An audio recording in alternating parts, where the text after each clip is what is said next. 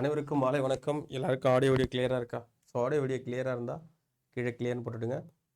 நம்மளோட class start பண்ணிடலாம்.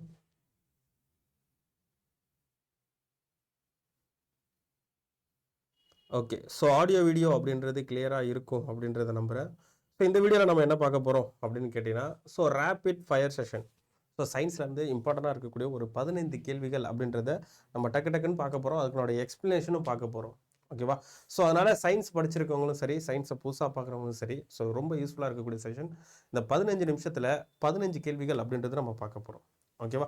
So பார்க்குறது மட்டும் ஒரு சின்ன விஷயம் என்னென்னு கேட்டிங்கன்னா, இந்த வருஷம் 2024 நம்ம தமிழ்நாடுலேருந்து டிஎன்பிஎஸ்சி அண்ட் டிஎன்யூஎஸ்ஆர்பி அதுக்கப்புறம் டிஆர்பி, ஸோ இவங்க எல்லாருமே என்ன கேட்டினா எக்ஸாம்ஸ் கண்டக்ட் பண்ணுறாங்க. ஸோ டிஎன்பிசியில் பார்க்கும்பொழுது குரூப் 1, 2 அண்ட் 4 அதுக்கப்புறம் சிடிஎஸ் எக்ஸாம். ஸோ இந்த எக்ஸாமை கண்டக்ட் பண்ணுறாங்க. டிஎன்எஸ்ஆர்பி பார்த்தீங்கன்னா எஸ்ஐ, பிசி, பேண்ட் பிசி அதுக்கப்புறம் டெக்னிக்கல் எஸ்ஐ. ஸோ இந்த எக்ஸாம் கண்டக்ட் பண்ணுறாங்க. ஸோ 2026. அதுக்கப்புறம் டிஆர்பி பார்க்கும்பொழுது so TET paper 1 and paper 2 எக்ஸாமையும் ஸ்பெஷல் டெட் அப்படின்னு சொல்லக்கூடிய எக்ஸாமை கண்டக்ட் பண்ணுறாங்க. ஸோ இந்த எக்ஸாம்ஸ் எல்லாமே என்ன கேட்டால் காமனாக எல்லாரும் எழுதக்கூடிய ஒரு தேர்வு. ஸோ இந்த தேர்வுக்கு எல்லாத்துக்கும் சேர்த்து ஒரே ப்ரிப்பரேஷனாக பண்ணணும்னு விருப்பப்பட்டீங்கன்னா உங்களுக்காகவே TNPSC mega back and TN mega back அப்படின்றது இருக்குது. ஸோ இந்த எல்லா எக்ஸாமுக்கும் ஒரே பேட்ச் அப்படின்றது இந்த டிஎன்பிஎஸ்சி மெகா பேக் இருக்குது. ஸோ இந்த டைமில் ஹோலி ஆஃபர்ஸ் அப்படின்றது நம்ம அடா 247 போயிட்டுருக்கு. ஸோ இந்த டைமில் இந்த பேட்சோட ப்ரைஸ் பார்த்தீங்கன்னா 4300 தான். So 4300 so TNPSC, TNSRB, TRB, so இங்கே நடத்தக்கூடிய எல்லா எக்ஸாமுக்கும் இந்த ஒரு பேட்ச் ஆக்சஸ் பண்ணிக்கலாம். அது மட்டும் இல்லாமல் இந்த டைமில் அந்த பேட்சை பர்ச்சேஸ் பண்ணிங்கன்னா டபுள் டைம் வேலிடிட்டி, அதாவது 2 வருஷம். இப்போ 2026 பர்ச்சேஸ் பண்ணிங்கன்னா 2028 வரைக்கும் என்ன பண்ணலாம், இதில் நடக்கக்கூடிய கிளாஸஸை நீங்கள் பார்க்கலாம். அது மட்டும் இல்லாமல் அப்கமிங் கிளாஸஸ் அடுத்தடுத்து புதுசாக போடக்கூடிய பேட்சஸும் நீங்கள் இதில் வாட்ச் பண்ணலாம். ஓகேவா? ஸோ இந்த பெனிஃபிட் இருக்கிறதுனால ஸோ இந்த டைம் ஹோலி டைமில் வாங்கிக்கிங்க. ஸோ இந்த டைமில் நீங்கள் பர்ச்சேஸ் பண்ணும்பொழுது உங்களுக்கு 20% ஆஃபர்ஸ் கிடைக்கும். இப்போ நான் சொல்கிற ஒரு கோடை பயன்படுத்தும் பொழுது YT04, இது ரெண்டுமே கேபிட்டல் லெட்டர். ஸோ கேப்ஸ் கொடுத்து YT04, இது 04, யாரும் ஓ போட்டக்கூடாது, 04 YT04 கோடை யூஸ் பண்ணும்பொழுது உங்களுக்கு 22% ஆஃபர் கிடைக்கும். ஸோ எப்படி சார் பர்ச்சேஸ் பண்ணுறது அப்படின்றத நான் கடைசியாக சொல்கிறேன். ஸோ நம்மளோட வீடியோவில் நம்ம பார்த்துடலாம். ஓகேவா? சரி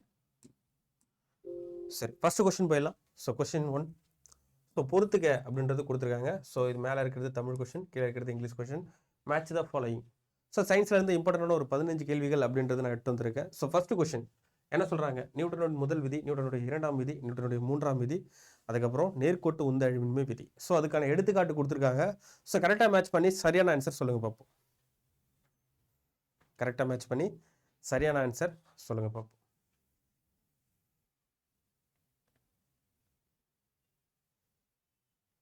ஓகே, ஸோ ஆன்சர் பார்க்கலாமா? சரி, நியூட்டனுடைய முதல் விதி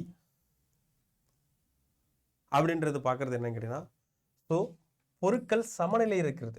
ஸோ ஈக்லிபிரியம் ஸ்டேட்டில் இருக்கக்கூடியதான் என்ன சொல்லுவாங்க கேட்டிங்கன்னா நியூட்டனுடைய ஃபர்ஸ்ட் லா.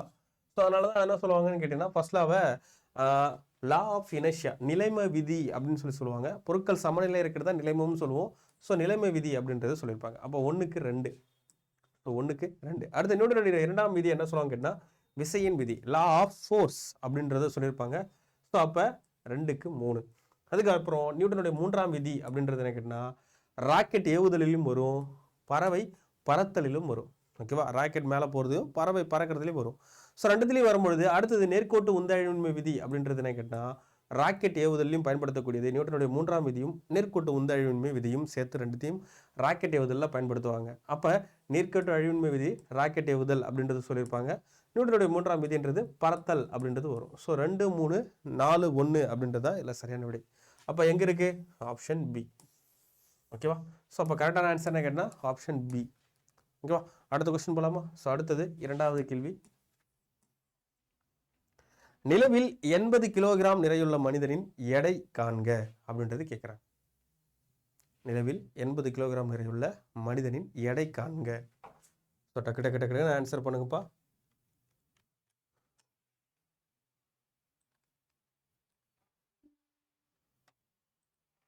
ஸோ அடுத்தடுத்த கொஸ்டினுக்கு அடுத்தடுத்து நம்ம டக்குன்னு மூவ் பண்ணிட்டே இருக்கலாம்.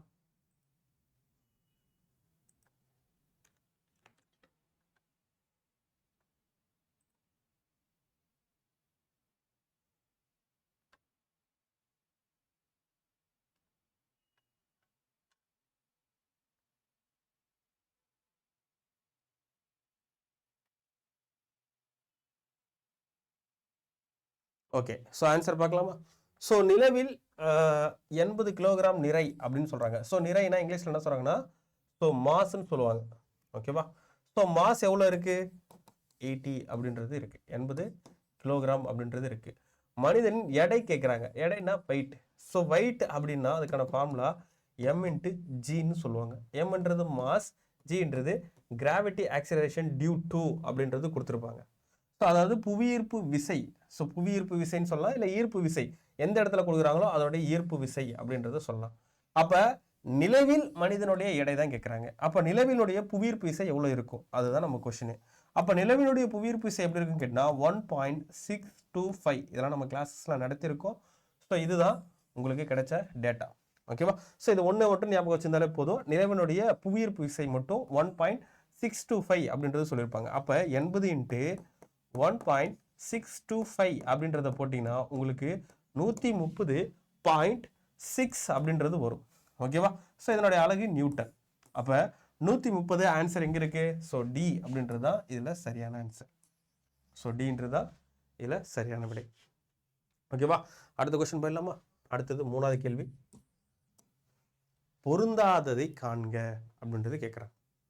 இதில் கொடுத்துருக்கல என்ன பொருந்தாதது? ஸோ டக்கு டக்குன்னு ஆன்சர் பண்ணுங்க. 15 நிமிஷத்தில் 15 கேள்விகள் பார்க்கணும்.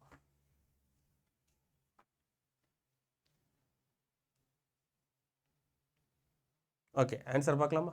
ஸோ பார்க்கலாம். சனி, யுரேனஸ், நெப்டியூன், செவ்வாய். சார் இதில் எது சார் பொருந்தாதது ஏன்னு கேட்டிங்கன்னா 8 கோள்கள் இருக்கும். 8 பிளானட்ஸ் அப்படின்றது இருக்குது. இந்த 8 கோள்களில் உட்புற கோள்கள் அண்ட் வெளிப்புற கோள்கள் அப்படின்னு சொல்லி ரெண்டாக பிரிப்பாங்க. Inner planets and outer planets. Inner planets எத்தனை இருக்கும்? 4 இருக்கும். அவுட்டர் பிளானட்ஸ் 4 இருக்கும். ஸோ இன்னர் பிளானட்ஸ் என்னென்ன சார் அப்படின்னு கேட்டிங்கன்னா புதன், வெள்ளி, பூமி அண்ட் செவ்வாய். ஸோ இது 4மே இன்னர் பிளானட்ஸ். அவுட்டர் பிளானட்ஸ்ன்னு பார்க்கும்பொழுது வியாழன், சனி, யூரேனஸ் அண்ட் நெப்டியூன். ஓகேவா? அப்போ நமக்கு கொடுத்துருக்கிறது எல்லாமே என்ன கேட்டால் வெளிப்புற கோள்கள். அதில் பொருந்தாதது உட்புற கோள். ஸோ டி அப்படின்றதா சரியான விடை. ஓகேவா? அடுத்த கொஸ்டின் போகலாமா? எஸ், அடுத்த கொஸ்டின் போயிடலாம். புவி வெப்பமயமாதலில் கீழ்கண்ட எந்த வாயுவின் பங்கு அதிகமாக இருக்கும் அப்படின்றது ஒரு கொஸ்டின் கேட்குறாங்க. ஸோ இது ஒரு நல்ல ஒரு கொஸ்டின். டக்கு டக்கு டக்குன்னு ஆன்சர் பண்ணுங்க பார்ப்போம்.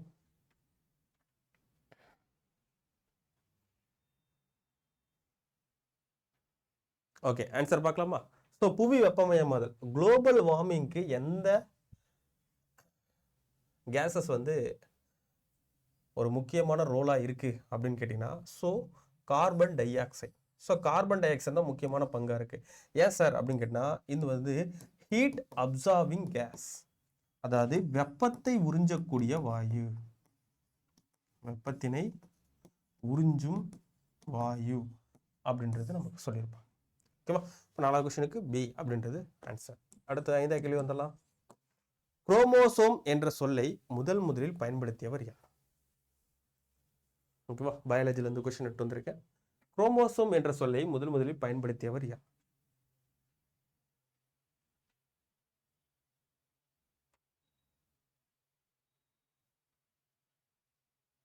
ஓகே, ஆன்சர் பார்த்தலாமா? ஸோ குரோமோசோம் என்ற சொல்லை முதலில் பயன்படுத்துவாங்கன்னா வால்டேயர். சார் எப்போ சார் பயன்படுத்தியிருப்பார்? 1883 பயன்படுத்தி இருப்பார். ஓகேவா? ஸோ குரோமோசோம் என்ற சொல்லை பயன்படுத்தி வரீங்கன்னா வால்டேயர். அடுத்து போலாமா? ஸோ அடுத்தது 6வது கேள்வி. அல்லோசோம்கள் கொண்ட குரோமோசோம்களின் எண்ணிக்கை. சார் அல்லோசோம்ஸ்னா என்ன சார்? ஓகே, டக்கு டக்கு டக்குன்னு ஆன்சர் பண்ணுங்க பார்ப்போம்.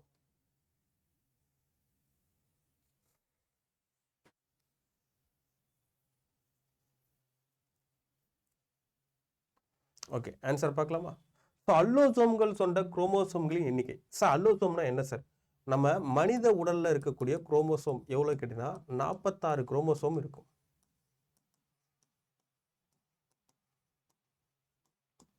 எத்தனை ஜோடி?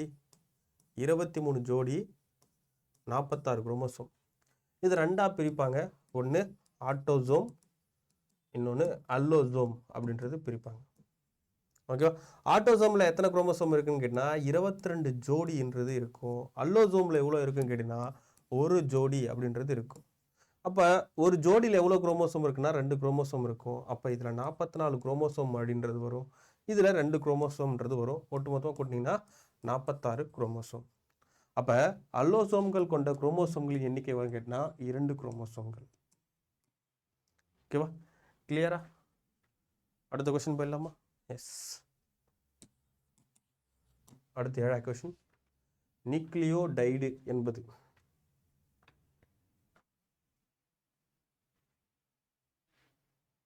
நியூக்ளியோடைடு அப்படி என்பது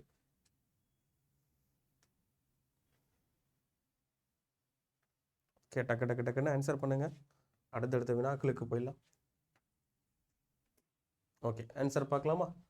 சரி, நியூக்ளியோடைடு என்பது அப்படின்றது கொஸ்டின் கேட்குறாங்க. அப்போ நியூக்ளியோடைடுனா என்ன சார்? ஒன்றும் இல்லைப்பா, டிஎன்ஏ அப்படின்றது எதனால் உருவாயிருக்கும்? ஒரு 3 பொருளால் உருவாயிருக்குன்னு சொல்கிறாங்க. என்னென்ன பொருளில் சார் உருவாயிருக்கும் அப்படின்னு கேட்டிங்கன்னா, ஃபஸ்ட்டு சுகர் மாலிகுல், அதாவது ஒரு மூலக்கூறு சர்க்கரையினால் உருவாக்கும், மூலக்கூறு சர்க்கரை. அதுக்கப்புறம் நைட்ரஜன் காரம். அடுத்தது 3வது ஒரு பாஸ்பேட் தொகுதி. இது 3 சேர்ந்து தான் டிஎன்ஏவை உருவாக்குது. ஓகேவா?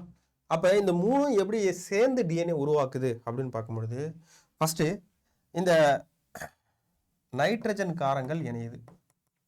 நைட்ரஜன் காரம் அப்படின்றது இணையும்.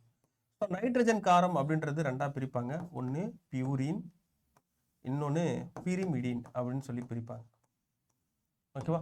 ஃபர்ஸ்ட் இருக்கக்கூடியது அடினைன் அண்ட்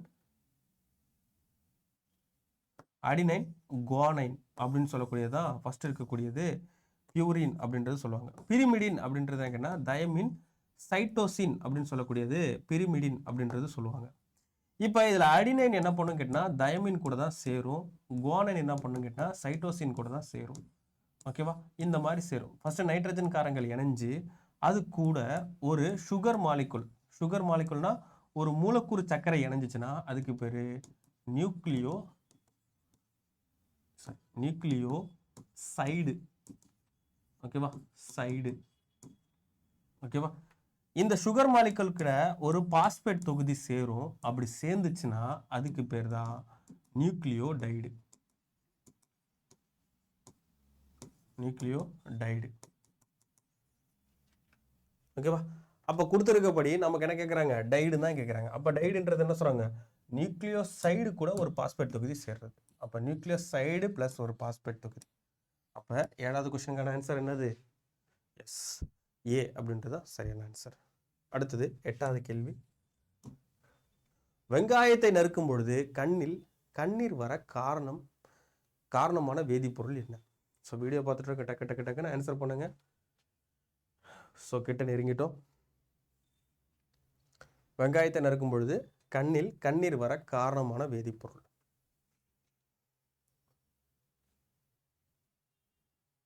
ஓகே, ஆன்சர் பார்க்கலாமா? ஸோ என்னன்னு கேட்டீங்கன்னா புரோப்பேன் தயால் எஸ் ஆக்சைடு. ஓகேவா? புரோப்பேன் தயால் எஸ் ஆக்சைடு அப்படின்றது. அடுத்தது 9வது கேள்வி, ஸோ அவகேட்ரோ எண்ணின் மதிப்பு. What is the value of Avogadro number? Avogadro எண்ணின் மதிப்பு என்ன?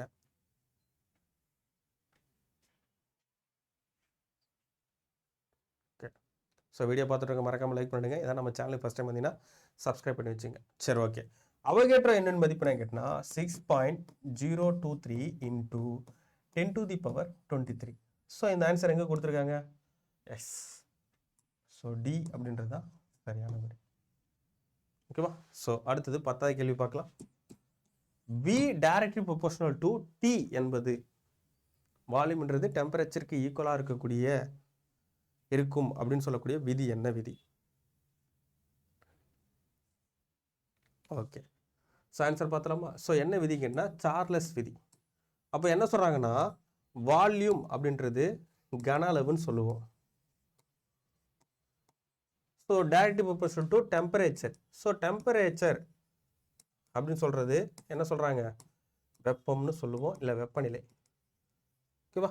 அப்போ கன அளவு அதிகரித்தா வெப்பநிலையும் அதிகரிக்கும். இப்போ பாலை சூடு பண்ணுறீங்க, இப்போ பாலை சூடு பண்ணும்பொழுது நீங்கள் ஹீட்டு கொடுக்க இங்கே இருக்க பால் என்ன பண்ணும், இன்க்ரீஸ் ஆகி வெளியில் ஊற்றும். அப்போ நீங்கள் ஹீட் இன்க்ரீஸ் ஆகும்பொழுது பாலினுடைய கன அளவும் அதிகரிக்குது. ஸோ இதுக்கு பேர் தான் என்ன சொல்கிறாங்கன்னா சார்லஸ் விதி. ஓகேவா? ஸோ இப்போ 15 நிமிஷம் ஆயிடுச்சு. ஸோ 15 நிமிஷத்தில் 10 கொஷின் பார்த்துருக்கோம். மீதி இருக்க 5 கொஷினை நான் உங்களுக்கு ப்ராக்டிஸ்க்காக நம்மளுடைய டெலிகிராம் சேனலில் கொடுக்குறேன். ஸோ எடுத்து ப்ராக்டிஸ் பண்ணி பாருங்கள். ஓகேவா? டெய்லி இதே மாதிரி நான் உங்களுக்கு ஒரு 15 கொஷின்ஸாக கொடுக்குறேன். ஸோ ப்ராக்டிஸ் பண்ணி பார்க்கும்பொழுது எல்லா எக்ஸாமையும் ஈஸியாக நம்ம கிளியர் பண்ணலாம். ஓகேவா? சரி, ஓகே. ஸோ இதோட இன்னைக்கான ஒரு செஷன் முடிக்கிறோம். ஸோ அதனால் தாண்டி இந்த தமிழ்நாடு மெகா பேக் அப்படின்றது எப்படி பர்ச்சேஸ் பண்ணணும் அப்படின்றத சொல்லிடுறேன். ஸோ எப்படி பர்ச்சேஸ் பண்ணால் நம்ம அடா 247 ஆப்பை டவுன்லோட் பண்ணிக்கிங்க. ஸோ டவுன்லோட் பண்ணி இன்ஸ்டால் பண்ணிக்கிங்க. ஸோ இன்ஸ்டால் பண்ணோடனே செலக்ட் ஒரு எக்ஸாம்னு கேட்கும். அதில் ஸ்டேட் எக்ஸாம் கொடுங்க. ஸ்டேட் எக்ஸாமில் என்ன ஸ்டேட், தமிழ்நாடும் கொடுங்க. தமிழ்நாடும் கொடுத்தா என்ன லாங்குவேஜ்னு கேட்கும். ஸோ லாங்குவேஜ் கொடுத்து உள்ளே வந்தீங்கன்னா ஃபஸ்ட்டு பேஜ் இதில் நிற்கும். ஸோ அதில் வியூ ஆல் அப்படின்ற ஆப்ஷனை கொடுத்து நீங்கள் இதில் டிஎன் டெட் வேணா டெட் எடுத்துக்கலாம், டிஎன்பிசி வேணா டிஎன்பிசி எடுத்துக்கலாம், இல்லை நம்மளுடைய டிஎன்எஸ்ஆர்பி வேணா ஸோ இங்கே டிஎன்எஸ்ஆர்பி கொடுத்துருப்பாங்க. டிஎன்எஸ்ஆர்பி கிளிக் பண்ணிங்கன்னா அதில் ஃபவுண்டேஷன் கோர்ஸ் வரும். ஸோ கிளிக் பண்ணி அதில் கூப்பன் ஆல்ரெடி அப்ளை ஆகிருக்கும். ஸோ இப்போ ஹோலி ஆஃபர்ஸ் போயிட்டு இருக்கிறதுனால அந்த இடத்துல நம்மளுடைய கோடான YT04 யூஸ் பண்ணும்பொழுது உங்களுக்கு 22% ஆஃபர்ஸ் கிடைக்கும். ஸோ கொடுத்து நீங்கள் என்ன பேமெண்ட் மெத்தட் இருக்கோ அந்த பேமெண்ட் பண்ணி என்ன பண்ணலாம், நீங்கள் பேட்சை பர்ச்சேஸ் பண்ணிக்கலாம். ஸோ பர்ச்சேஸ் பண்ணி உங்களுடைய சக்ஸஸுக்கு கண்டிப்பாக நம்ம காரணமாக இருப்போம். ஸோ அதனால் நல்லா படிங்க. ஸோ சக்ஸஸ் அப்படின்றது பக்கத்தில் தான் இருக்குது. ஓகேவா? மேலும் மேலே சந்தேகங்களுக்கு கீழே தெரியுற இந்த நம்பருக்கு கான்டாக்ட் பண்ணி டீட்டெயில் கேட்டுக்கலாம். மீண்டும் இதே மாதிரி ஒரு அடுத்த வீடியோவில் பார்க்குறேன். அனைவருக்கும் நன்றி.